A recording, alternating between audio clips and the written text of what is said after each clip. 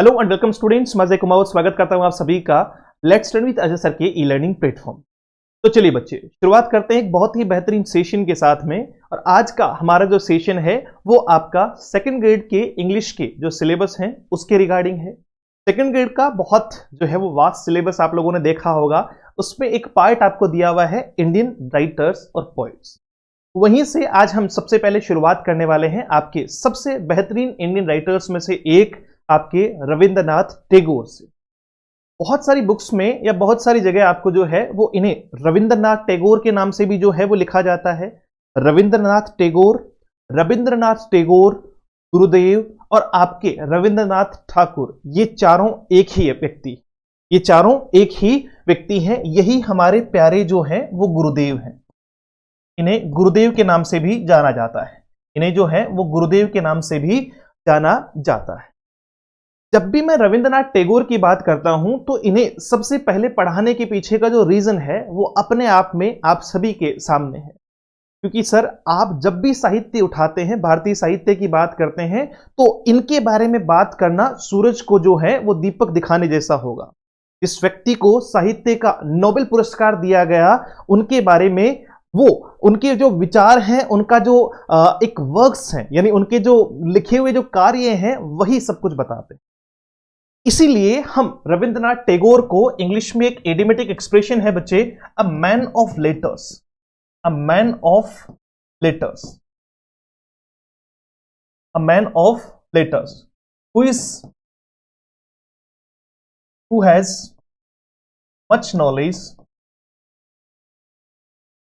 और vast knowledge, much और vast knowledge of literature. के पास में साहित्य का बहुत सारा ज्ञान हो, उसके पास में साहित्य का बहुत सारा ज्ञान हो। चलिए शुरुआत करते हैं रविंद्रनाथ टैगोर जी से। रविंद्रनाथ टैगोर जो हैं वो आपके एक प्री इंडिपेंडेंस के कवि माने जाते हैं। प्री इंडिपेंडेंस क्यों? देखिए 1857 सबको पता है, 1857 जो है वो भारतीय इतिहास में एक स्वर्णिम जो है वो वर्ष रहा है, जहां 1857 की क्रांति हमने बचपन से आज तक जो है वो लगातार पढ़ी है। कहते हैं कि अंग्रेजों का जो जड़ें हिलने की जो शुरुआत है वो कहीं ना कहीं 1857 की क्रांति से मजबूत तरीके से इसकी शुरुआत हुई। पर उसी 1857 की क्रांति के ठीक 4 साल बाद 1861 में आपके प्यारे जो है वो गुरुदेव का जन्म हुआ। 1861 में जन्म और 1941 में मृत्यु। आपका 1861 में जन्म और 1941 में जो है वो आपकी क्या रही, इनकी मृत्यु हुई। और इसी वजह से जो है वो इन्हें प्री इंडिपेंडेंस का कवि कहा जाता है, क्योंकि भारत जो है वो 1947 में आजाद हुआ। सब जानते हैं कि हमारा प्यारा भारत 1947 में आजाद हुआ। इनकी जन्म और मृत्यु दोनों ही जो है, यानी मृत्यु जो है वो इंडिपेंडेंस से पहले ही हो चुकी थी, इसलिए इन्हें प्री इंडिपेंडेंस का कवि कहा जाता है।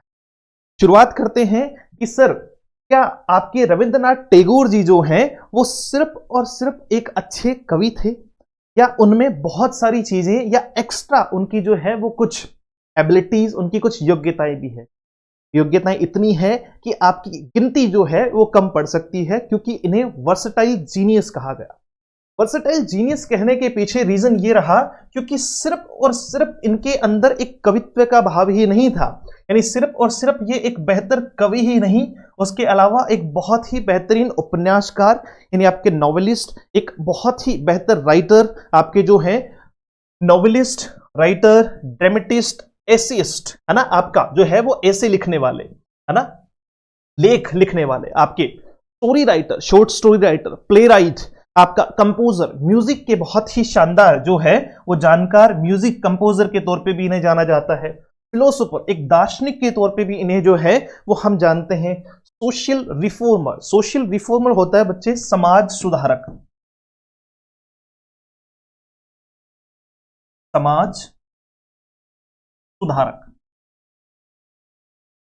और जैसा कि हम सबको पता है कि इंडिपेंडेंस से पहले की बात करें, हालांकि कुछ सामाजिक कुरीतियां जो है वो अभी भी है, सोशल इविल्स अभी भी हैं, लेकिन इंडिपेंडेंस से पहले या थोड़ा एंशियंट की अगर बात करें तो बहुत सारी सामाजिक कुरीतियां थी, चाहे वो आपका जो है वो जाति के आधार पे भेदभाव को ले लीजिए, चाहे बाल विवाह ले लीजिए, या ऐसी बहुत सारी प्रथाएं थी जो प्रचलन में थी। तो उनका इन्होंने भरपूर जो है वो भरसक क्या किया, विरोध किया कि ये प्रथाएं जो है वो पूरी तरीके से क्या हो जानी चाहिए, बंद होने जानी चाहिए।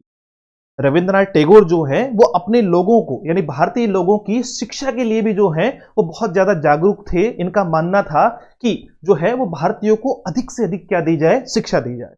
ये उस समय की बात है जब लोग जो है वो अधिकतर मशीनरी के दौर से दूर रहा करते थे।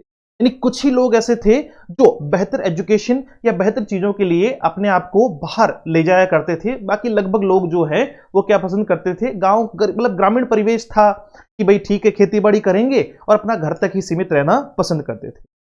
तो इन्हीं रविंद्रनाथ टैगोर को जो है वो अलग अलग पर्सनैलिटीज के आधार पर लिंग्विस्ट, भाषाविद, ग्रामेरियन, इनको जो है वो ग्रामर का बहुत अच्छा जानकार और साथ में एक बहुत ही बेहतरीन पेंटर के तौर पे जाना जाता है।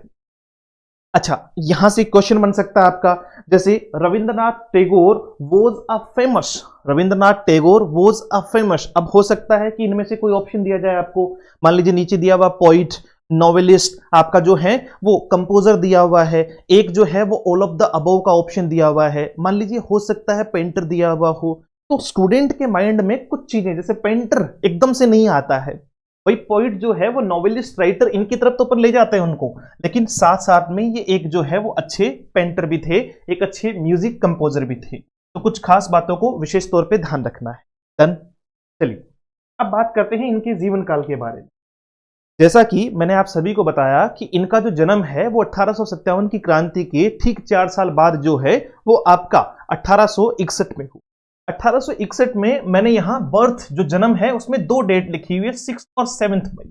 ठीक है, विकिपीडिया जो है वो ये कहता है कि ये 7 मई 1861 को जन्मे, जबकि कुछ बुक्स में जो है वो 6 मई भी दिखाया गया है, लेकिन इनका यूज जो है वो एग्जामिनेशन में अलग अलग तौर पे किया जाएगा। ठीक है, वहीं इनकी जो मृत्यु है वो आपकी 7 अगस्त 1941 को, यानी 80 इयर्स की एज जो है वो इन्होंने की, 80 साल की उम्र जो है वो इन्होंने अपनी कंप्लीट की। इनके पिता महर्षि देवेंद्रनाथ टैगोर थे। महर्षि देवेंद्रनाथ टैगोर का, जैसा कि आप नाम से ही आपको पता चल रहा है, महर्षि देवेंद्रनाथ टैगोर, और महर्षि की उपाधि जो है वो इन्हें ब्रह्म समाज के जो है वो एक बहुत ही अच्छे नेता के तौर पे जो है वो इन्हें जाना जाता है, और वहीं से उन्हें ये उपाधि मिली थी। मतलब ऐसा नहीं है कि रविंद्रनाथ टैगोर जैसे बहुत सारे जो है वो लेखक है, बहुत सारे कवि हैं, है ना, वो बहुत ही एक ऐसे जोन से निकल कर आए हैं, या मैं कहूं कि उनकी पारिवारिक हालात ठीक नहीं थी, बहुत सारे ऐसे लेखक हैं।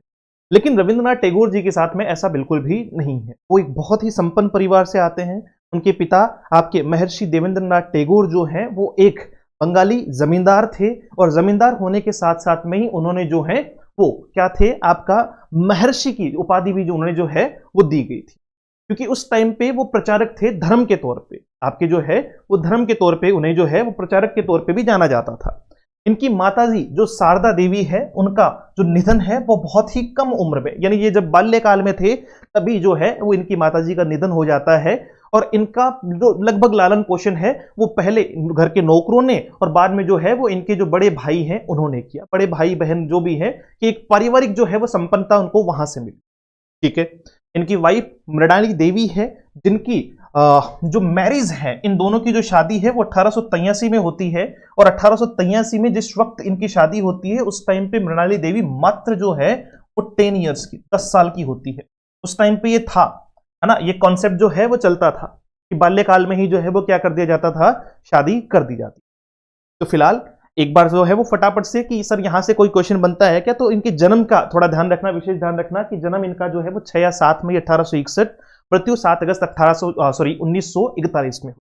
पिता महर्षि देवेंद्रनाथ टैगोर, माता शारदा देवी, और आपका वाइफ जो है वो मृणाली देवी था।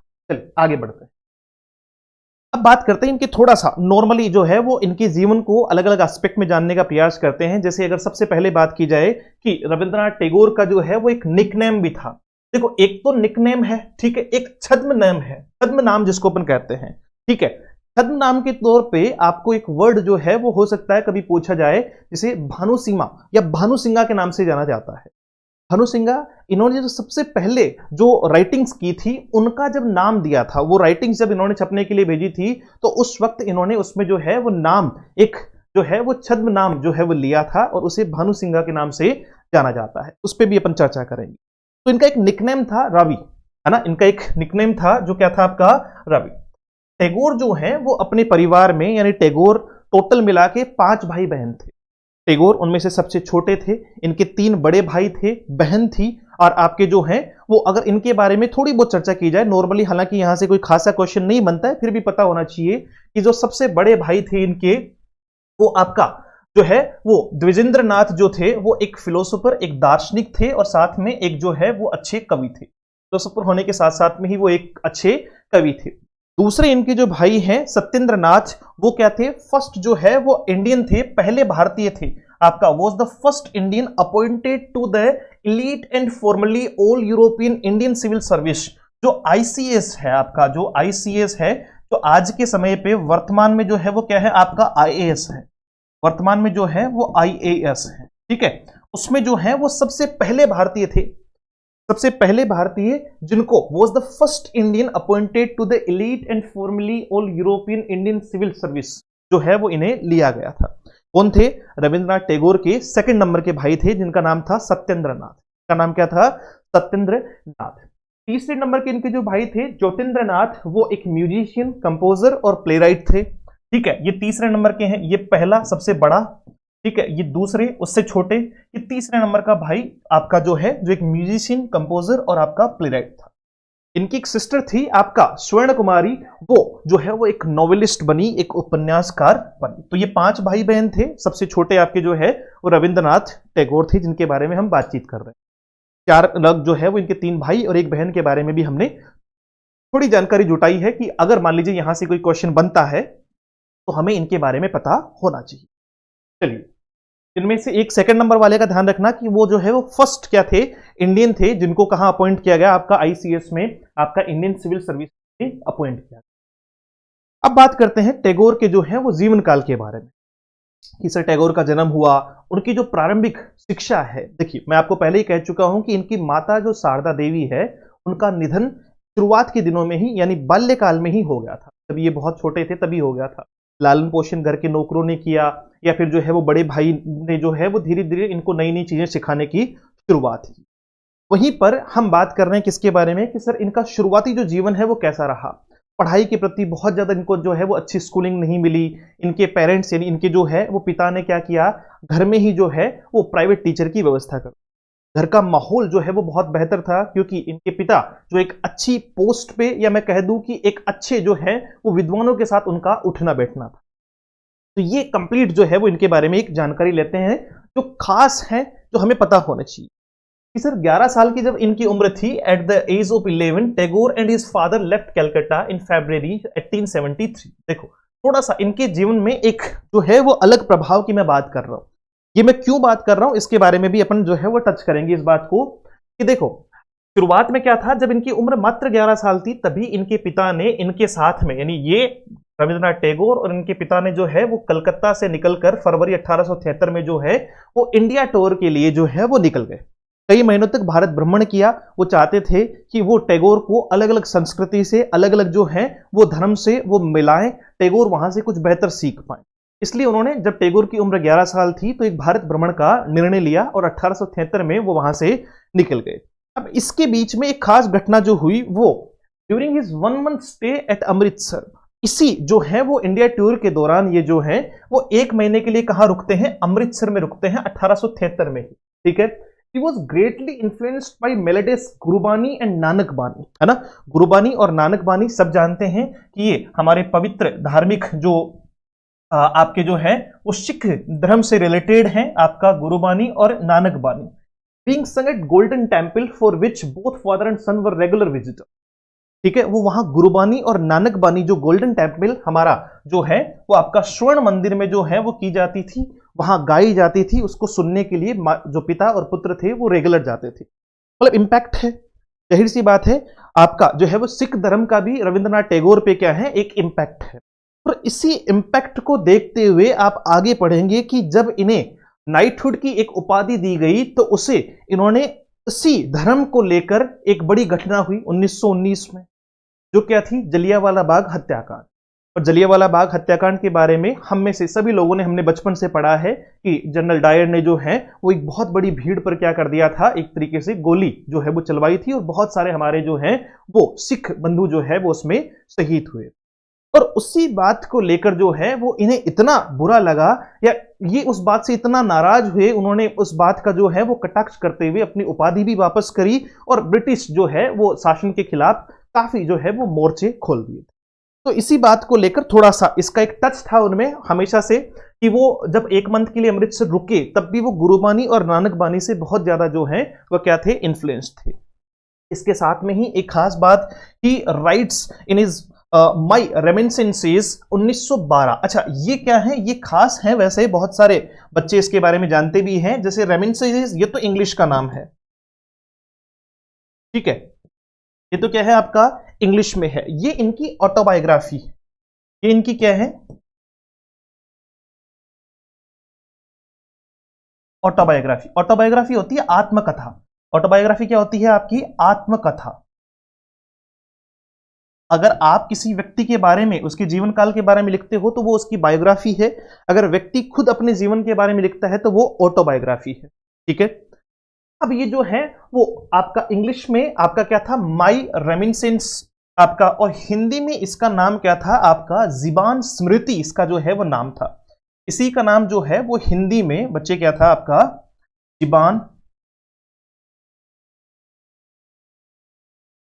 स्मृति जो है वो इसका हिंदी नाम था। ये लिखा कब इन्होंने, ऑटोबायोग्राफी कब लिखी इन्होंने, 1912 में। कब लिखी, 1912 में, जिसका हिंदी नाम जीवन स्मृति और इंग्लिश नाम जो है वो माई रेमिनिसेंसेस जो है वो रखा गया। और उसी सिख धर्म से जो है वो प्रभावित होकर इन्होंने he wrote 6 poems relating to Sikhism and several articles in Bengali children's magazine about Sikhism।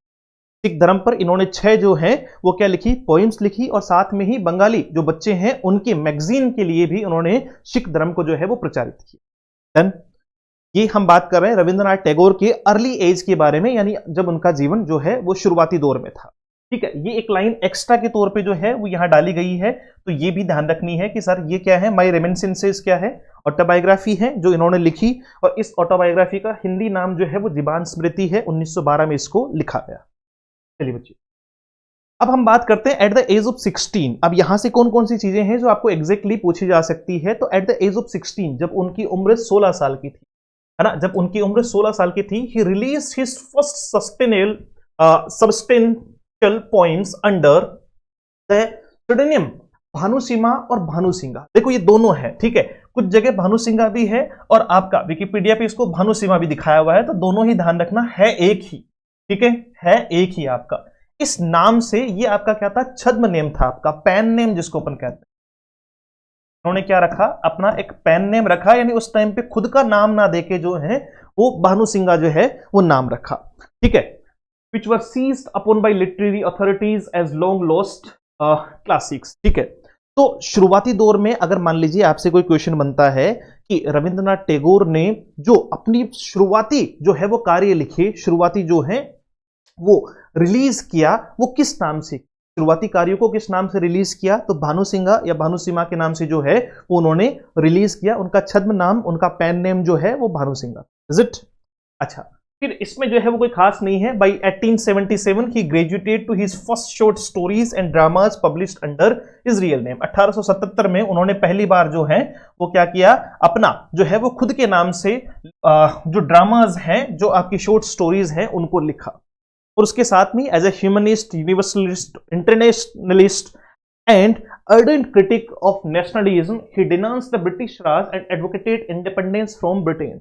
ये थोड़ा राजनीतिक परिप्रेक्ष्य की भी बात कर रहे हैं कि उन्होंने जो है ब्रिटिश शासन को क्या किया, डिनाउंस किया। एक होता है आपका जो है वो किसी की मतलब डिफेम करना, मतलब एक तरीके से जो है वो एक तो होता है किसी के बारे में बड़ाई करना, है ना, और एक होता है उसको अक्यूज करना, ठीक है। तो उन्होंने क्या किया, आपका ब्रिटिश राज को डिनाउंस किया, उसके बारे में कि साहब ब्रिटिश राज भारत में नहीं रहना चाहिए, और आपका भारत की जो है वो स्वतंत्रता की जो है वो उसको एडवोकेट किया, यानी उसको सपोर्ट किया, उसका समर्थन किया कि भारत जो है वो स्वतंत्र होना चाहिए। मूल तौर पे रविंद्रनाथ टैगोर जी जो हैं उनका लिखने का जो शैली थी, यानी किस चीज पे उन्होंने सबसे ज्यादा लिखा, अगर हम ये कहें तो उन्होंने जो है वो कॉमन पीपल यानी आम लोगों की जो है वो भाषा में ज्यादा लिखना पसंद किया, आम लोगों के जीवन पर ज्यादा लिखना उन्होंने जो है सॉरी वो पसंद किया। आम लोग, अब आम लोग जो हैं वो हमारे जीवन में ज्यादातर क्या होता है सर, आम लोगों का जीवन जो है वो शिक्षा, एजुकेशन जो है वो पॉवर्टी, गरीबी, है ना, ये हमारी मूलभूत आवश्यकताओं की ही हम बात करते हैं। तो उन्होंने आम लोगों को टारगेट करते हुए जो है वो लिखना ज्यादा उचित समझा। डन। तो यहां से अगर मान लीजिए इस जगह से कोई क्वेश्चन बनता है तो एक तो ये पेन नेम कि उन्होंने किस जगह से जो है वो शुरुआत की, ठीक है, और एक अगर बाई द वे अगर ऐसा कोई क्वेश्चन बनता है कि फर्स्ट जो है वो शॉर्ट स्टोरीज जो उन्होंने अपने रियल नाम से छापी वो 1877 में थी। है। अब देखो इनके जो कार्य थे, इन्होंने बहुत सारे जो हैं वो आपके शॉर्ट स्टोरीज हैं, ड्रामा जिनके बारे में अपन आगे बात करेंगे, नॉवेल्स हैं, आपके जो हैं वो पोइम्स हैं, इन पे काम किया। वहीं इनकी जो कंपोजिशन है, ये क्वेश्चन भी आपको याद रखना है कि इनकी जो कंपोजिशंस है were chosen by 2 nations as a national anthem. उन्हें जो है वो नेशनल एंथम के तौर पे आपका जो है, तो जैसे हमारा नेशनल एंथम क्या है, भारत का नेशनल एंथम क्या है आपका जनगण मन, हमारा राष्ट्रगीत क्या है आपका जो है, राष्ट्रगान क्या है आपका जो है वो जनगण मन, माफी चाहूंगा, राष्ट्रगान क्या है हमारा जो है वो जनगण मन अधिनायक जय है। तो ठीक उसी तरीके से आपका बांग्लादेश जो 1971 में आजाद हुआ, उसके बाद में इन्होंने अपना एक राष्ट्रगान चूज किया, अमार सोनार बांग्ला, अमार सोनार बांग्ला। ये दोनों ही जो हैं वो कहां से, किसकी कंपोजिशन है, ये दोनों ही आपके रविंद्रनाथ टैगोर जी की जो है वो कंपोजिशन है, इन्हीं का लिखा हुआ। ठीक है, आपका जो है वो याद रहे कि जनगण मन और आपका अमार सोनार बांग्ला जो बांग्लादेश का नेशनल एंथम है, ये दोनों ही आपके रविंद्रनाथ टैगोर की जो है वो composition.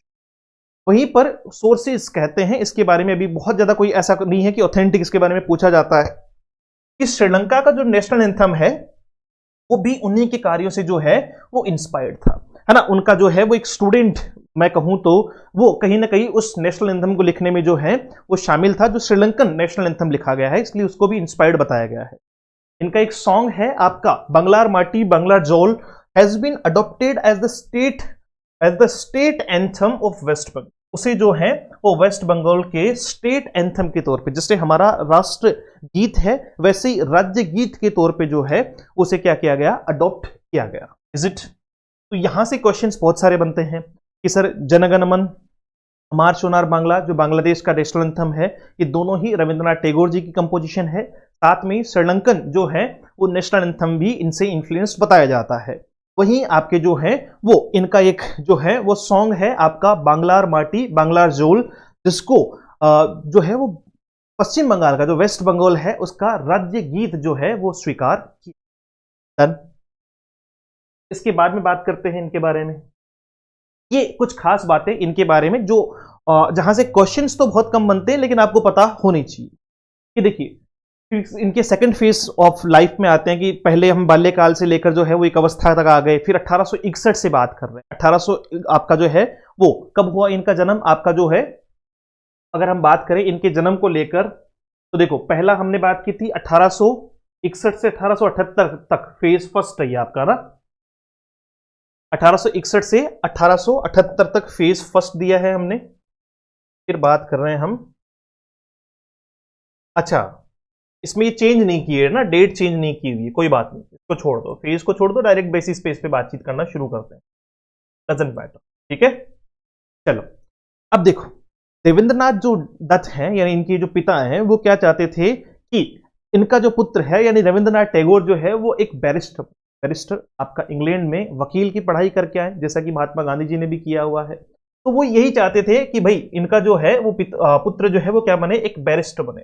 Tagore enrolled at a public school England में, इनको 1878 में क्या किया गया, एक जो है वो बेहतरीन स्कूल में इनको एनरोलमेंट दे दिया गया ताकि ये अच्छी पढ़ाई करे और बैरिस्टर की पढ़ाई करके वापस लौटे। He briefly read law at university college London, उन्होंने कुछ समय के लिए जो है वो यूनिवर्सिटी कॉलेज लंदन में लॉ की पढ़ाई भी की, यानी आपका जो है वो कानून की पढ़ाई भी की, बट अगेन लेफ्ट। यानी अगर मैं कुल मिला के पूरी बात को कहना चाहूं तो इनकी जो शिक्षा है, जो बाहरी शिक्षा है, जो आउटर एजुकेशन है, कि ये इंग्लैंड गए, फिर इन्होंने वहां जो है वो पहले स्कूलिंग की अगर बात करें या उसके बाद में लॉ से रिलेटेड बात करें, तो इन्होंने बहुत ज्यादा जो है वो वहां पढ़ाई नहीं की। और मतलब कंप्लीट जो है वो वहां से छोड़ छाड़ कर जो है वो वापस कहां लौट जाते हैं, भारत लौट जाते हैं। इन 1880 ही रिटर्न टू बंगाल, आपका डिग्री लेस, है ना, बिना डिग्री के जो है वो कहां लौट आते हैं, बंगाल लौट आते हैं।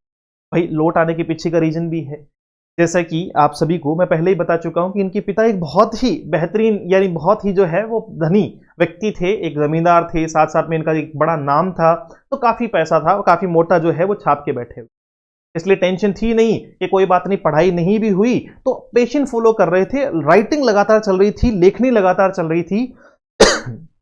बट इनका जो बैरिस्टर बनाने का सपना था उसको छोड़ते हुए ये बिना डिग्री के वापस कहां जाते हैं, जो है वो भारत लौट आते हैं 1880 में। 1878 में जो है वो इन्होंने इनको स्कूलिंग के लिए या फिर अपनी बात करें तो इन्होंने जो है वो लॉ कॉलेज में भी थोड़ी बहुत पढ़ाई की थी, लेकिन डिग्री लेस होकर ये यहां पहुंच जाते हैं। ठीक है, इसमें से कोई क्वेश्चन बनता भी नहीं, नॉर्मली सिर्फ समझने के लिए उनकी पूरी जीवन शैली समझ रहे। After returning to Bengal, Tagore regularly publish poems, stories and novels, है ना, लगातार जो है वो उन्होंने पब्लिश करना जो है वो जारी रखा आपका। These had a profound impact within Bengal itself but received little national attention. यहां से बातचीत जो है वो थोड़ी बढ़ती है। देखिए शुरुआती दौर में अगर हम बात करें, शुरुआती क्या काफी लंबे जीवन काल तक जो है वो 50 वर्ष की उम्र तक भी जो है वो टैगोर कंप्लीटली किस में लिखते गए, अपनी ही भाषा में लिखते। पहले इन्होंने जो है वो बंगला में लिखना शुरू किया और अपनी ही भाषा में अपने ही लोगों को टारगेट करना शुरू किया। क्यों? क्योंकि देखो लैंग्वेज इंपैक्ट बहुत अच्छा होता है, आप जिस भाषा के व्यक्ति हो अपनी भाषा के लोगों को आप जल्दी टारगेट कर सकते हैं, क्योंकि आपको पता है कि वहां का जो अगर हम बात करें एनवायरमेंट की बात करें, वहां की सोसाइटी समाज की बात करें, इन सब का कैसा इंपैक्ट है और कैसा इंपैक्ट नहीं है, इज इट।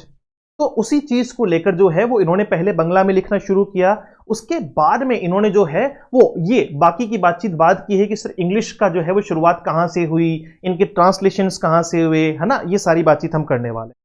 तो शुरुआती दौर में उन्होंने जो भी पोइम्स, स्टोरीज या नॉवेल्स लिखे उनसे इन्हें जो है वो फेम तो मिली, लेकिन वो फेम जो है वो एक बहुत ही कम दर्जे की फेम थी। क्यों? क्योंकि ग्राउंड वाले लोग जानते थे ना, भाई जाहिर सी बात है कि आप अपनी भाषा में लिख रहे हो, तो जैसे मान लीजिए मेरी भाषा हिंदी है, ठीक है, मुझे बंगला आती ही नहीं है, तो मैं क्यों जो है वो रविंद्रनाथ टैगोर का जो है वो क्या खरीदूंगा, कोई नॉवेल खरीदूंगा या उनको पढ़ने का प्रयास क्यों करूंगा अगर वो मेरी भाषा नहीं।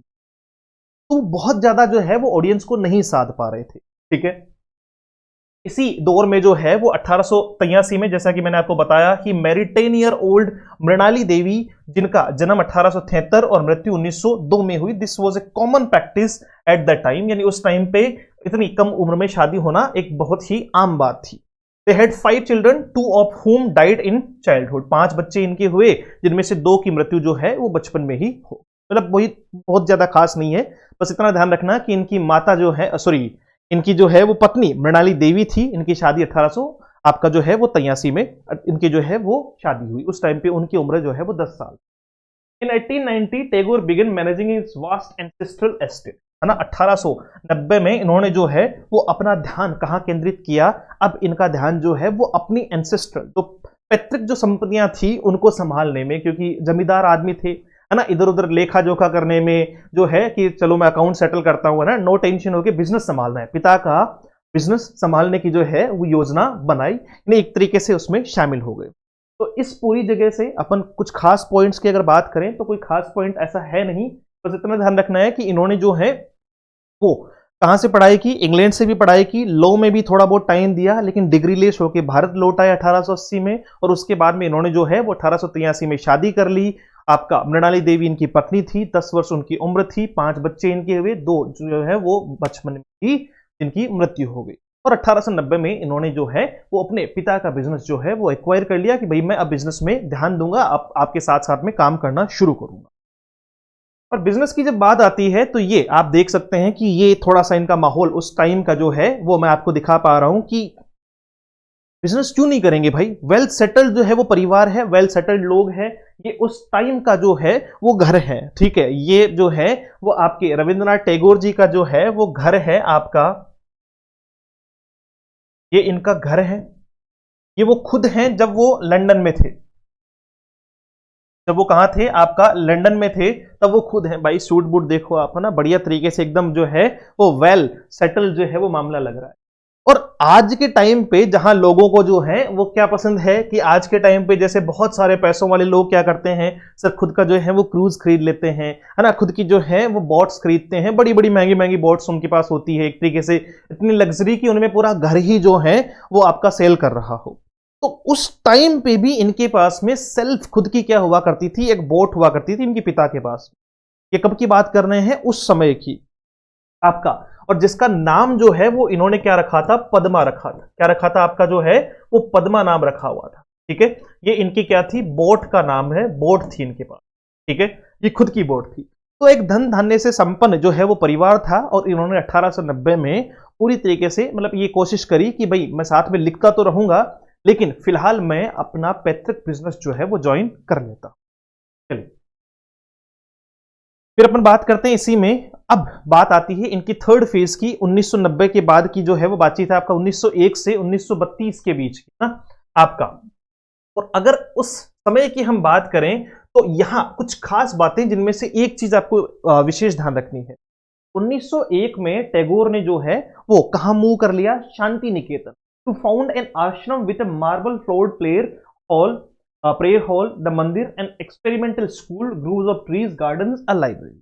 ठीक है, ये शांति निकेतन जो है वो वहां मूव कर गए, शांति निकेतन आपका मूव कर गए, और इसी शांति निकेतन में इन्होंने क्या किया था, विश्व भारती यूनिवर्सिटी की स्थापना की थी बाद में। ये ज्यादा जरूरी है याद रखना।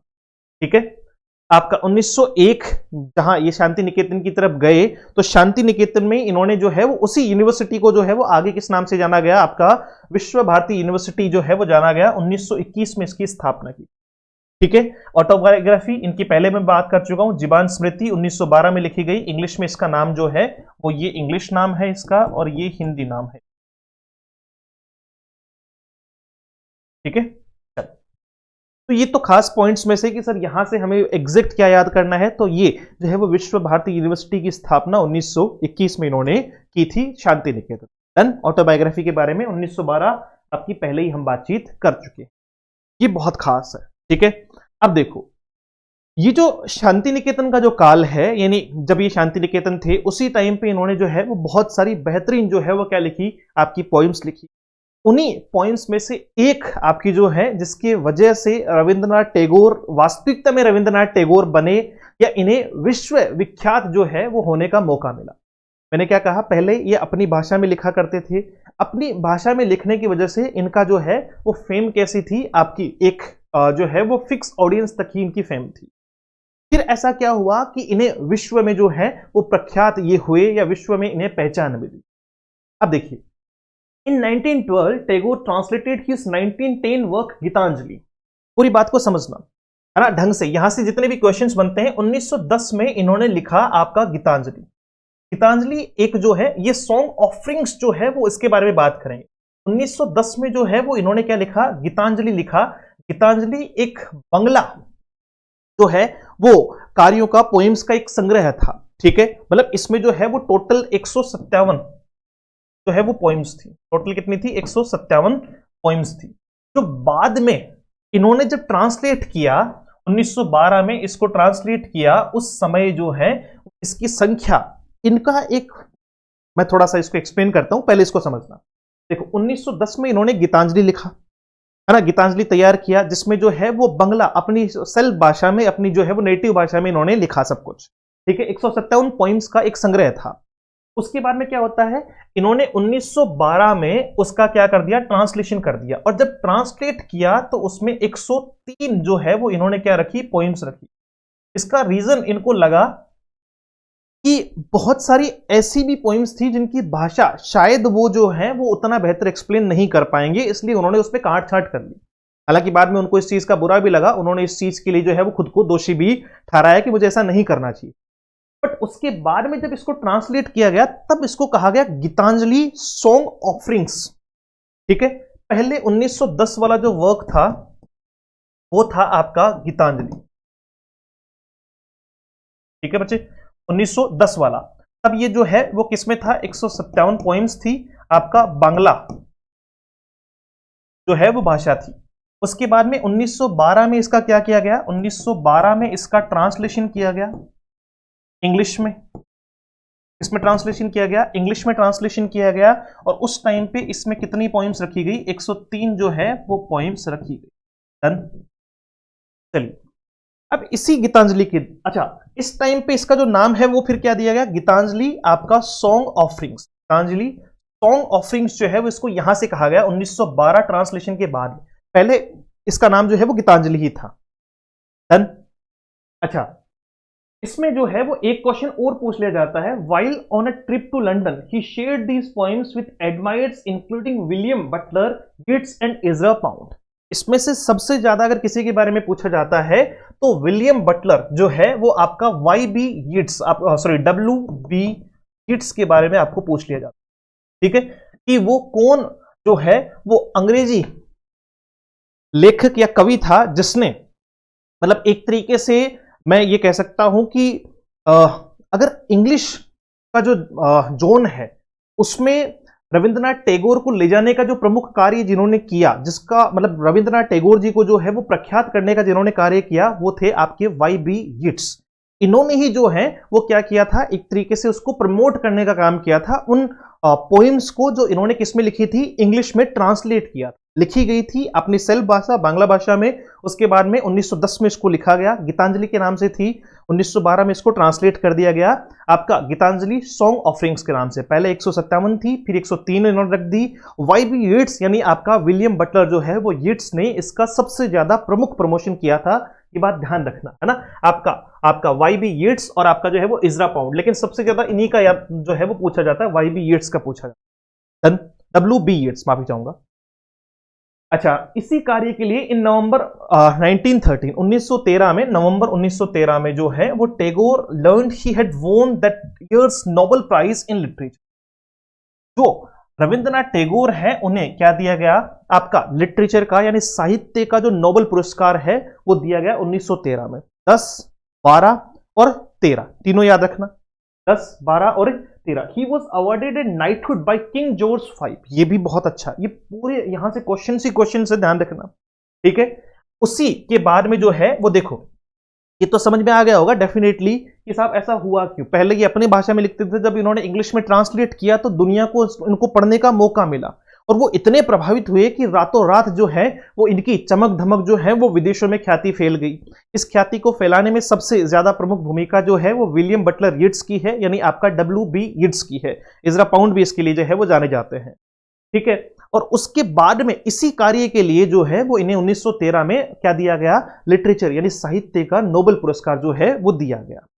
और ये साहित्य का नोबेल पुरस्कार पाने वाले जो है वो Tagore was the first non European, यानी पहले आपका जो है वो ऐसे भारतीय थे जो आप मतलब पहले ऐसे नॉन यूरोपियन थे to receive a Nobel prize in literature, and the second non European to receive a Nobel prize after Theodore Roosevelt. ठीक है, आपका देखो ये पहले नॉन यूरोपियन थे, पहले क्या थे, नॉन यूरोपियन थे, यानी उससे पहले जो भी नोबेल मिला था साहित्य में वो किसको मिला था, यूरोपियन लोगों को ही मिला था।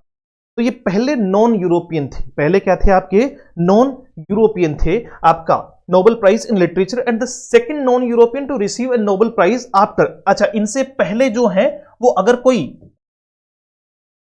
Non European to receive a Nobel prize after, ठीक है, रूजवेल्ट। ठीक है, तो नॉन यूरोपियन थे, याद रह जाएगा।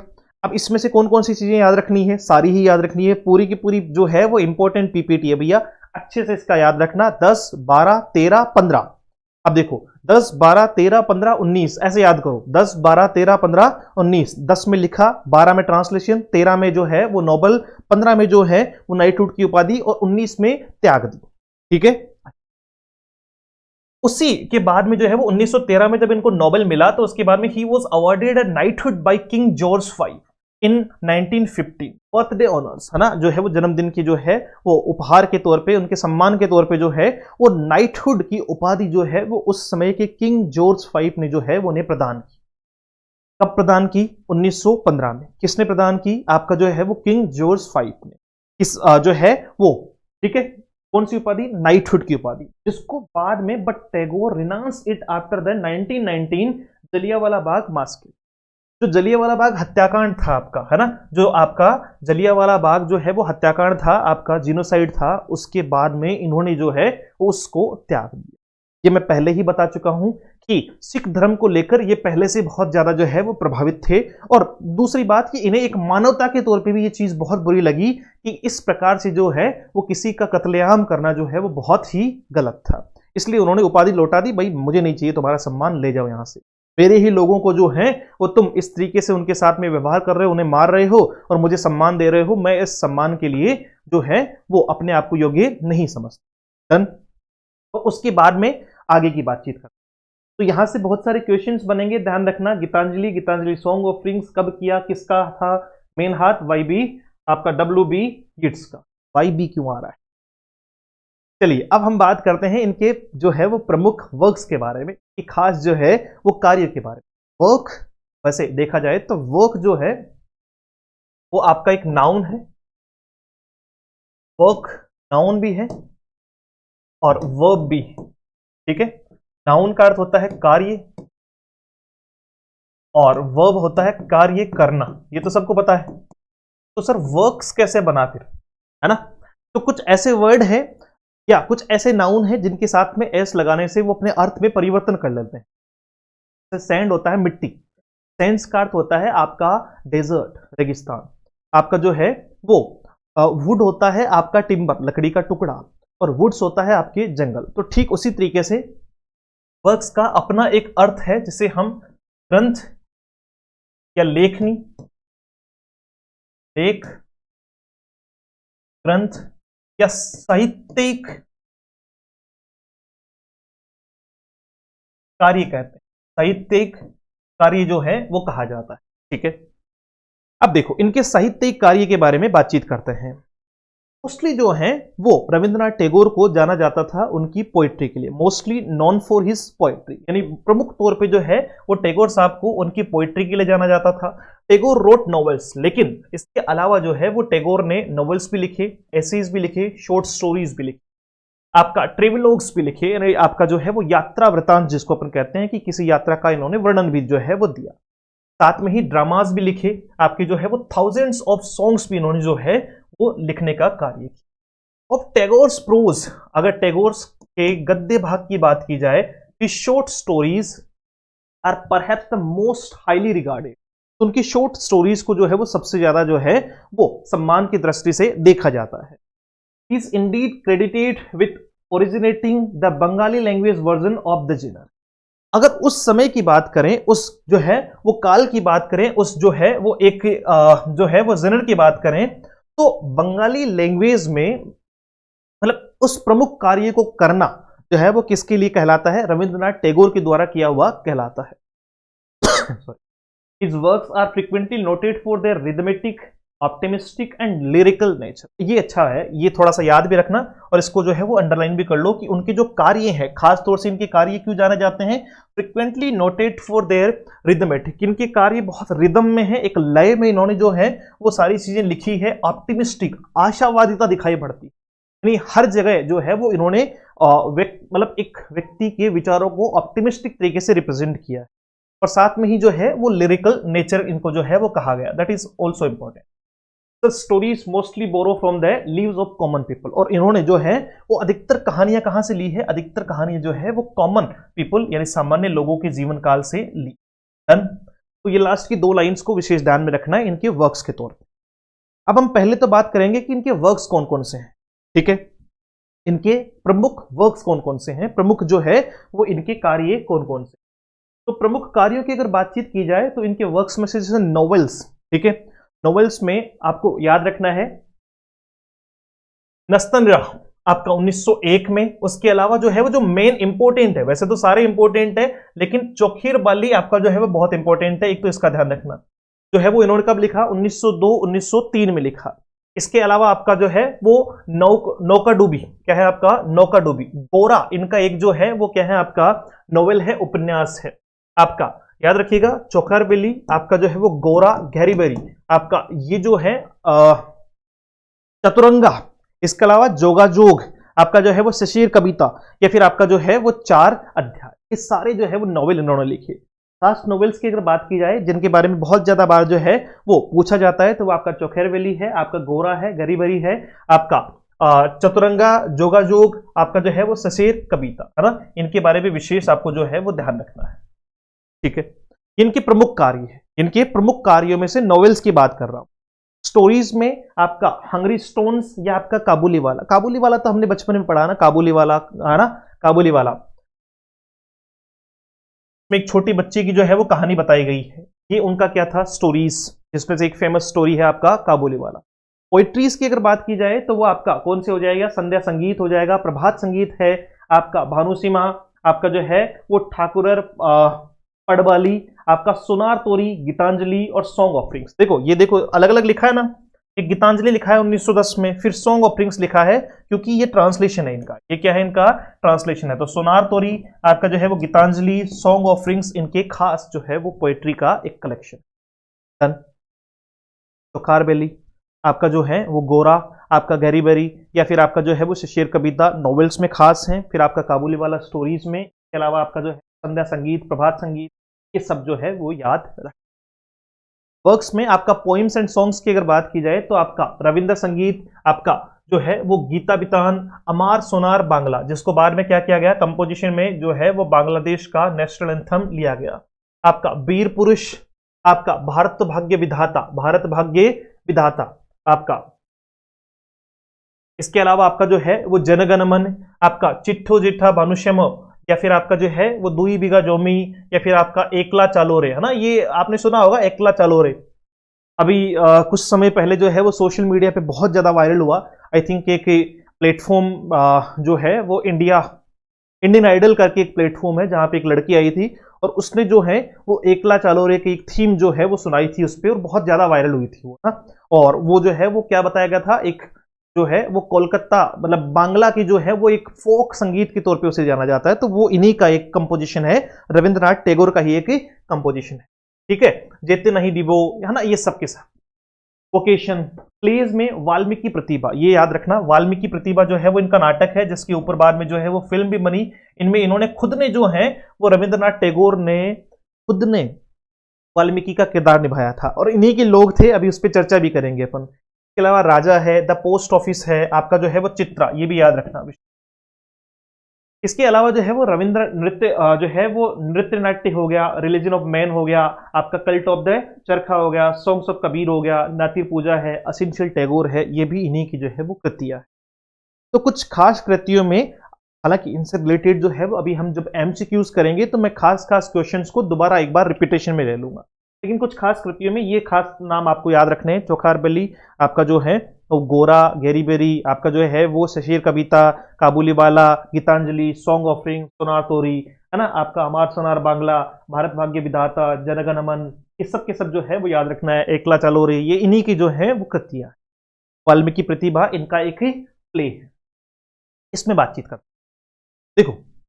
अब मोस्टली जो है वो स्टूडेंट क्या करता है, मोस्टली स्टूडेंट यहीं तक आकर छोड़ देता है कि सर हो गया, वर्क्स पढ़ लिए, जन्म पढ़ लिया, क्या क्या कार्य किए, पुरस्कार कब मिला, सब कुछ हो गया है, तो अब आगे मुझे क्या जरूरत है।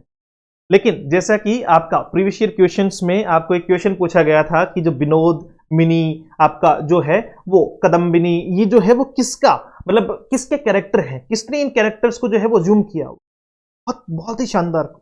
अब इन्होंने क्या किया, क्वेश्चन कहां से बनाया कि सर इन्होंने क्वेश्चन जो है वो आपका बनाया है, क्वेश्चन कहां से बनाया इन्होंने, ये जो ड्रामा है या इनके जो है वो नॉवेल्स हैं, उनमें इन्होंने जिन कैरेक्टर्स को रखा है कि वो उपन्यास लिखते समय जिन कैरेक्टर्स को लिया है, उन कैरेक्टर्स के नाम से उन्होंने वो क्वेश्चन बना लिया। That is also important. तो कुछ खास कैरेक्टर्स मैं आपके लिए लेकर आया हूं जिनके बारे में पूछा जा सकता है, ठीक है। तो इनको तो विशेष तौर पे ध्यान रखना ही रखना है। जैसे लास्ट ईयर वाला जो क्वेश्चन था ना आपका, वो कुछ इस प्रकार से था, ये देखो, है ना, आपका जो है वो मैं बाकायदा आपको दिखा भी रहा हूं कि आपका क्या था, Mini, Bimala, Vinodini, Kadambini are important and memorable characters created by Amitav Ghosh, R K Narayan, Shashi Deshpande या फिर रविंद्रनाथ टैगोर। तो ये इनके कैरेक्टर थे, है ना, रविंद्रनाथ टैगोर ने इनको जो है वो क्या किया था, अज्यूम किया था, इनको जो है वो क्रिएट किया था, जिसके बारे में भी बात भी करेंगे कि सर ये नाम कहां कहां आते हैं आपके जो है वो बिमला, विनोदिनी, कदम्बिनी, ये कहां कहां नाम दिखाए गए हैं। ठीक है। तो सबसे पहले तो इनका एक ड्रामा जिसके बारे में हम चर्चा कर रहे हैं कि wrote his first original dramatic piece when he was 20। जब वो 20 साल के थे तो उन्होंने पहला ड्रामा जो है वो लिखा, Valmiki Pratibha, which was shown at the Tagore's mansion. ठीक है। अब यहां जो है वो उसमें जब इसको फिल्माया गया तो उस टाइम पे इस ड्रामा में जो रोल है वो भी बताए गए हैं कि वाल्मीकि का जो रोल है, जो आपका रॉबर्ट चीप था, वो कौन थे? रविंद्रनाथ टैगोर ने खुद ने किया है। सरस्वती जो गॉडेस ऑफ विजडम है, आपका बुद्धि की जो देवी है, वो प्रतिभा देवी जो टैगोर की नीस भतीजी थी उसने किया था, उन्होंने किया था। यानी वाल्मीकि का रोल इन्होंने खुद किया। आपका जो है वो प्रतिभा देवी जो इनकी भतीजी थी उन्होंने इसका रोल किया। लक्ष्मी आपका जो है वो गॉडेस ऑफ फॉर्चून, उसका रोल किया था सुशीला देवी जो टैगोर्स की ही एक दूसरी जो है वो भतीजी या भांजी थी। रोबर्ट्स में आपके जो है वो शारदा प्रसाद गांगुली थे, केदारनाथ मजूमदार थे और अक्षय मजूमदार। ठीक है। तो इन लोगों ने उसमें क्या किया था, फिल्मांकन के तौर पे जो है वो रोल में भी भाग लिया। अब जिस क्वेश्चन की बात हम कर रहे हैं वो यहां से देखो, जैसे अगर हम बात करें आपका ड्रामा में इनका एक फेमस ड्रामा है आपका विसर्जन, है ना। इन 1890 ही रोट विसर्जन इन्होंने लिखा। ठीक है। और इस विसर्जन में जो है, जो आपका in adaptation of his novella Rajarshi which has been regarded as his finest drama. अगर आपसे ये क्वेश्चन बनता है, देखो ये क्वेश्चन ध्यान रखना कि रविंद्रनाथ टैगोर का सबसे फाइनेस्ट और लॉन्गेस्ट दोनों की बात करेंगे, सबसे फाइनेस्ट ड्रामा जो है वो किसको कहा जाता है? तो विसर्जन जो है वो सबसे फाइनेस्ट ड्रामा कहा जाता है। इसके अलावा डाकघर, इसके अलावा कौन सा था आपका? डाकघर। उसके अलावा जैसे चंडालिका जो है वो इनका क्या था? आपका जो है एक ड्रामा और था, अनटचेबल गर्ल के लिए कहा गया है, which was modeled on an ancient Buddhist legend describing how Ananda, the Gautam Buddha's disciple, asked a tribal girl for water, जिसमें ये बताया गया कि कैसे जो है वो गौतम बुद्ध ने जो है वो आपका ask a tribal girl for water, उन्होंने किस प्रकार से एक जो है वो ट्राइबल एक जो है वो बच्ची से क्या मांगा था? पानी मांगा था। इसके बारे में वर्णन किया गया। इस पे बहुत ज्यादा अंदर तो देखो फिर वो है कि अगर आप ड्रामा पढ़ने बैठोगे तो फिर वो बहुत लंबा मामला चला जाएगा। इसे ड्रामा पढ़ लेते हैं, एक काम कर लेते हैं विसर्जन पढ़ लेते हैं, तो फिर वो अलग अलग ड्रामा की भी एक एक क्लास होगी, फिर उसके अलावा पोइट्री की भी एक एक क्लास होगी। तो मेन तौर पर जो एग्जामिनेशन पूछता है कि सर या तो जो है वो जहां तक अपन ने पढ़ लिया वहां तक पूछता है, या ज्यादा से ज्यादा वो कहां तक बढ़ रहा है कि कैरेक्टर्स जो है वो कई बार पूछ लेता है। तो कुछ कैरेक्टर्स आपको पता होने चाहिए। वही कैरेक्टर्स में हमने जो है वो बात की है, उसमें विसर्जन हमने एक जो है वो ड्रामा के बारे में बात की जो इनका सबसे फाइनेस्ट ड्रामा माना गया है। इसके अलावा ये तो पूछ लिया जाएगा चंडालिका, दैट रखना ये किससे संबंधित है? तो ये आपके रविंद्रनाथ टैगोर से। विसर्जन है, चंडालिका है, आपका चित्रांगदा है, चंडालिका है, श्यामा है, are other key plays that have dance drama adaptation which together are known as Rabindra Nritya Natya. ठीक है। ये इन्हीं की कृतियां हैं जो रविंद्र नृत्य नाट्य के अंतर्गत इन्होंने जो है वो रखी थी, चित्रांगदा, चंडालिका और श्यामा। अब सुनो, शॉर्ट स्टोरीज की अगर बात करें, ठीक है, ये देखो शॉर्ट स्टोरीज में जो इनकी खास शॉर्ट स्टोरीज है उनमें से आपको कौन सा पता होना चाहिए? Tagore began his career in short stories in 1877 when he was only 60 with Bhikharini the beggar woman के नाम से इन्होंने जो है वो सबसे पहले शॉर्ट स्टोरीज की शुरुआत की, है ना। शॉर्ट स्टोरीज की शुरुआत इन्होंने 1877 में द बेगर विमन यानी आपका जो है वो भिखारिनी के नाम से इसकी शुरुआत की। 4 years from 1891 to 1895 are Tagore Sadhana period named for one of Tagore's magazine, है ना। साधना के पीरियड के नाम से भी इसे जो है वो जाना जाता है। पर्टिकुलर स्टोरीज इस काबुली वाला आपका जो है वो फ्रूट सेलर जो काबुल का था, पब्लिश्ड इन 1892। आपका अशुद्धता पर्शन हो गया, हंग्री स्टोन्स हो गया, है ना, अतिथि हो गया। ये इसमें सिर्फ नाम याद रख लो आप तो नॉर्मली कि अतिथि आपका जो है वो अशुद्धता पाषाण या फिर आपका जो है वो काबुली वाला, ये इनकी शॉर्ट स्टोरीज है, इनकी रचनाएं। भिखारिनी मोस्ट बात कर लेते हैं सर, एक तो भिखारिनी, इसके अलावा आपका जो है वो काबुली वाला तो याद रखना ही रखना है। ये बाकी और भी आपको एक बार जो है वो देख लेना है। अपन पहले से बात कर चुके हैं कि जैसे विसर्जन हो गया, चंडालिका हो गया, आपका जो है वो चित्रांगदा हो गया, आपका श्यामा हो गया, ये भी इन्हीं, ये खास है ना, ये इंपॉर्टेंट है भैया। अब इसमें इंपॉर्टेंट क्या है वो समझ लो, ये वहीं से क्वेश्चन की बात कर रहे हैं। देखो Tagore wrote 8 novels and 4 novellas, among them Nastanira, नौका डूबी, चतुरंगा एंड 4 अध्याय। ठीक है, जो है वो ये सब इन्होंने लिखे। वैसे अपन बात कर रहे हैं सबसे पहले Chokher Bali, Chokher Bali is a 1903 Bengali novel by Rabindranath Tagore. ये थोड़ा सा पढ़ना है ना, ये क्यों पढ़ना है इसके बारे में अपन चर्चा कर लेते हैं कि सर ये पढ़ना क्यों जरूरी है, इसमें कुछ खास बात है क्या है। थोड़ा सा आपको मतलब कहानी से इसी में से समझ में आ जाएगा कि जो चोखेर बाली है वो किस पे लिखा हुआ है, क्या उसको लिखने के पीछे क्या एंगल है और वो किस तरीके से जो है वो दर्शाया हुआ है रविंद्रनाथ टैगोर ने। तो सुनना, चोखेर बाली जो 1903 में रविंद्रनाथ टैगोर ने बंगाली जो है वो नॉवेल है इन्होंने लिखा, revolves around the central character Vinodini. अब देखो ये रहा आपका वो कैरेक्टर जिसका नाम लिया गया था कि विनोदिनी जो है वो किसका अजम्पशन वाला कैरेक्टर, मतलब किसका कैरेक्टर था जो उन्होंने क्रिएट किया था। तो रविंद्रनाथ टैगोर ने चोखेर बाली जो है वो उसमें विनोदिनी नाम का क्या लिया था, कैरेक्टर लिया था। ये पूरा जो है वो सेंट्रल कैरेक्टर है विनोदिनी, उस पे जो है वो क्या है आपका लिखा हुआ है। And her relationship with 3 individuals, और इस जो महिला है उसके 3 अलग अलग लोगों से क्या है इसकी जो है वो संबंध है, रिलेशनशिप्स है। It explores the extra marital affair, कि इसमें क्या जो है वो दिखाया गया है, एक्स्ट्रा मैरिटल अफेयर दिखाया गया है, यानी शादी के बाद में भी विनोदिनी नाम का कैरेक्टर जो है वो बाकी अलग पुरुषों से भी जो है वो एक तरीके से मतलब एक्स्ट्रा मैरिटल अफेयर जो है वो बनाए हुए हैं between Vinodini a young window, और ये क्या है एक युवा जो है वो विडो है, यानी इसका पति जो है वो मर चुका है। And Mahendra an old suitor of hers, the complicated friendship with Asha Mahendra's wife. अब देखो बड़ा मतलब इसको बड़ा ही शानदार तरीके से दर्शाया गया है। इसके कैरेक्टर्स की भी अपन बात करेंगे। अच्छा, इसके कैरेक्टर्स को यही देखना है, जैसे विनोदिनी एक महिला है जो एक विडो है, एक जो है वो विधवा है, एक यंग जो है वो विधवा है, और इसका जो है वो एक एक्स्ट्रा मैरिटल अफेयर जो है वो इंडिविजुअल 3 अलग अलग इंडिविजुअल लोगों से जो है वो बताया गया है इस पूरे के पूरे जो है वो ड्रामा जो है वो नॉवेल में। ठीक है, इसमें से एक है आपका महिंद्रा। ठीक है, और महिंद्रा जो है the complicated friendship with Asha Mahendra's wife. Asha कौन है, महेंद्र की पत्नी है। आशा कौन है, महेंद्र की पत्नी है। And her mutually conflicting feelings with Bihari, Mahindra childhood best friend है ना, ये महिंद्र का जो है वो बेस्ट फ्रेंड है। देखो एक तो ये रहा, एक कैरेक्टर विनोदिनी, एक कैरेक्टर आपका जो है वो बहरी, एक कैरेक्टर जो है वो आशा, एक कैरेक्टर आपका महिंद्रा। ठीक है, ये सारे कैरेक्टर इसी के हैं।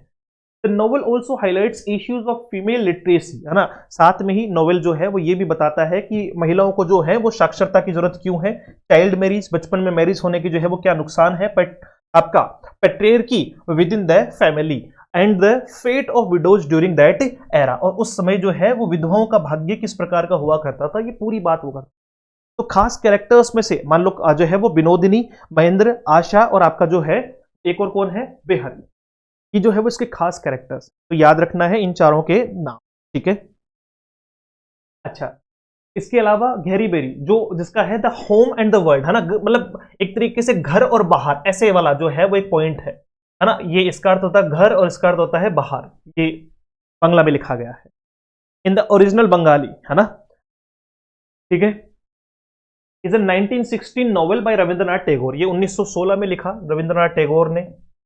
The book illustrates the battle Tagore had with himself between the ideas of Western culture and revolution against the Western culture। ये जो नॉवेल है वो किसको बताती है, ये जो उपन्यास है वो किसको बताता है, ये रविंद्रनाथ टैगोर का जो है वो उनके खुद के मन में एक युद्ध चल रहा है, उनके खुद के मन में जो है वो एक भाव चल रहा है कि वो एक तरफ जो है वो कहाँ है, between the ideas of western culture, एक पश्चिमी सभ्यता के जो है पश्चिमी जो है वो कल्चर के पक्ष में, और दूसरा जो है वो revolution against the western culture जो है वो उसके विपक्ष में, पक्ष और विपक्ष में जो है वो उनके मन में क्या चल रहा है, एक भाव चल रहा है, एक जो है वो विचार चल रहा है। और इन्हीं दोनों आइडियाज को उसने जो है वो किस पे आधारित बनाया है, these two ideas are portrayed in 2 of the main characters, इसके जो 2 मेन कैरेक्टर हैं, एक है Nikhilesh who is a rational and opposes violence, ठीक है, and Sandeep who will let nothing stand in his way from reaching his goal. यहाँ 2 तरीके के लोगों को उन्होंने लिया है, मतलब 2 कैरेक्टर इन्होंने लिए हैं, आगे भी बात करेंगे। एक निखिलेश, ठीक है, जो शांत स्वभाव का व्यक्ति है, जेंटल है, सभ्य है। एक संदीप जो अपने रास्ते में आए, अगर उसकी लक्ष्य की प्राप्ति के बीच में कुछ भी आए तो उसको जो है वो हटाने के लिए तैयार है। यानी एक तरफ मतलब इनका जो है वो माइंडसेट किसकी तरफ था कि वेस्टर्न कल्चर के अगेंस्ट और वेस्टर्न कल्चर के सपोर्ट में। तो उसी प्रकार से इन्होंने दो अलग अलग विचारधारा के व्यक्तियों को लेकर जो है वो इस नॉवेल को लिखा है। अपन को तो इसमें क्या याद रखने हैं सर, इसके कैरेक्टर याद रखने हैं, निखिलेश और आपका these two opposing ideals are very important in understanding the history of the Bengal region and its contemporary problems। कि जो है वो उस समय की समस्या, ये उसके तीनों जो हैं वो खास कैरेक्टर हैं इस नॉवेल के। ये देखो यहां से लिया हुआ है बिमला, निखिलेश और आपका संदीप। निखिलेश कौन है? Nikhilesh is seen as described as an educated and gentleman. इसको एक सभ्य और आपका जो है वो पढ़ा लिखा व्यक्ति बताया गया है। Is a friend of Sandeep, वो एक फ्रेंड जो है वो संदीप का एक दोस्त है। And has allowed him to stay in his bungalow, और उसने जो है वो संदीप को अपने बंगला में ठहरा रखा है। बिमला जो है वो निखिलेश की वाइफ है। She described as not very pretty and from a much more humble background than Nikhil. आपका जो है वो बहुत ज्यादा जो है वो प्रिटी नहीं है, और वो आपका किससे है? निखिल से भी ज्यादा जो है वो एक हम्बल बैकग्राउंड रखती है। संदीप जो थर्ड मेजर कैरेक्टर जो है वो इस नॉवेल में है, वो कंप्लीट करता है लव ट्रायंगल को। ठीक है, समझ गए आप मेरी बात को कि इस नॉवेल में क्या दिखाया गया है कि निखिलेश अपने घर में दोस्त की जो है वो दोस्त को ठहराता है, और दोस्त का उसी की पत्नी से जो है वो क्या है, एक तरीके से आपका जो है वो अफेयर की शुरुआत होती है। इसमें दिखाया गया है completing the love triangle. He is a guest in the home of Nikhil and Bimla, and his revolutionary ideas and speech have a significant impact on Bimla. Bimla उससे जो है वो प्रभावित है, और एक लव ट्रायंगल यहाँ पर बनता है। तो मेन कैरेक्टर निखिलेश, बिमला और संदीप। आपका गोरा जो एक बंगाली, देखो गोरा जो आपका क्या है, एक बंगाली नॉवेल है आपका रविंद्रनाथ टैगोर की, जो सेट इन कलकत्ता अब जो है वो वर्तमान में जो कोलकाता है, ये 1880s during the British Raj. It is the fifth in order of writing and the longest of Tagore's 12 novel. जो टैगोर ने 12 नॉवेल लिखे, उनमें से सबसे लंबा नॉवेल अगर आपसे कोई पूछा जाए, देखो इसका नंबर है 5वां, जो है वो नंबर कौन सा है इसका? 5वां नंबर है राइटिंग में। गोरा 5वें नंबर का नॉवेल है, और जो है वो सबसे लंबा जो है वो नॉवेल उन्होंने is rich in philosophical debate on politics and religion, है ना। इसमें जो है वो philosophical debate के बारे में बात की गई है, राजनीति और जो है वो धर्म की। Other themes include liberation, universalism, brotherhood, gender, feminism, caste, class, tradition versus modernity, urban elite versus rural peasants, आपका जो है वो colonial rule, nationalism and British and the ब्रह्म समाज, सब बहुत सारी चीजों को इसमें जो है वो दर्शाया गया। आपका the novel is the longest novel written by Tagore, है ना। ये सबसे जो है वो लॉन्गेस्ट नॉवल है, ये इसके लिए खास आपको बताया गया है कि Gora is the longest novel written by Rabindranath Tagore, and it is the 5th in the list. It deeply influences the Indian society and emerged as a debate between Brahmo Samaj and Hindu, है ना। ये जो है वो डीपली किससे इन्फ्लुएंस है? भारतीय समाज से, समुदाय से, and emerged as a debate between Brahmo Samaj और हिंदुइज्म के बीच में जो है वो एक डिबेट के तौर पे इसको जो है वो दर्शाया गया। देन गोरा consist of 2 parallel love stories, इसमें भी इसीलिए लिखा है, इसको ध्यान रखना कि गोरा में जो है वो 2 पैरेलल लव स्टोरीज पे बात की गई है। 2 पेयर ऑफ लवर्स इसमें दिखाए गए हैं, एक गोरा एंड सुचित्रा, दूसरा बिनोय एंड ललिता। ठीक है भैया, याद रखना, गोरा एंड सुचित्रा इसके कैरेक्टर है, बिनोय और आपका जो है वो ललिता इसके जो है वो कैरेक्टर है। तो गोरा हो गया, आपका जो है वो गैरी बेरी हो गया, आपका चौखेर वाली हो गया। तो ये सारे जो है वो इनके कैरेक्टर्स भी आपको याद रखने, फिर कोई खासा नहीं है। Yogayog and Yogayog is a novel by Rabindranath Tagore. सिर्फ कविता इसके बारे में बात कर चुके हैं, translated twice as last poem and farewell song. और इसके जो है वो सशेर कविता के जो है वो आपके कैरेक्टर्स कौन कौन से हैं? अमित राय है, लावण्य है और केतकी। ये कुछ खास कैरेक्टर्स है जो आपको याद रखने हैं। ठीक है, जैसे एक में कौन कौन था आपका? बिमला, संदीप और आपका जो है वो निखिलेश। ठीक है, एक में जो है वो आपके कौन है? अमित, रॉय, आपका लावण्य और केतकी। तो इनके कैरेक्टर्स को एक बार दोबारा रिपीट जरूर कर लेना। कैरेक्टर से क्वेश्चन पूछा जा सकता है, मोस्ट से ही पूछा जाएगा। ऐसे तो देखो फिर क्या है कि इतने नॉवेल्स हैं, अगर सबके कैरेक्टर्स याद करें कि सर 40 लोग अगर उसमें शामिल थे तो फिर 40 लोगों को कैसे देखा जाएगा। तो मूल तौर पे जो मेन है वो दोनों तीनों के कैरेक्टर्स मैंने आपको बता दिए हैं कि किससे रिलेटेड हैं। इन नॉवेल्स के बारे में भी बातचीत कर चुके, और खास एक पॉइंट और, जो आपके रविंद्रनाथ टैगोर हैं इन्हें बर्ड ऑफ बंगाल भी कहा,